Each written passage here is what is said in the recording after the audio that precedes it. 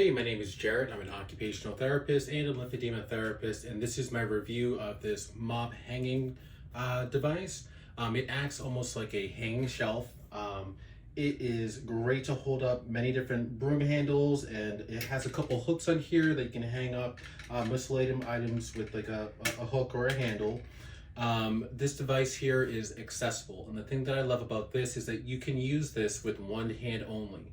So if you're going to be putting a broom in here, you take it, you lift straight up, it'll slide right out, and then to put it right back in, you push up and down, and you can adjust it based upon the height that you want the broom to be at.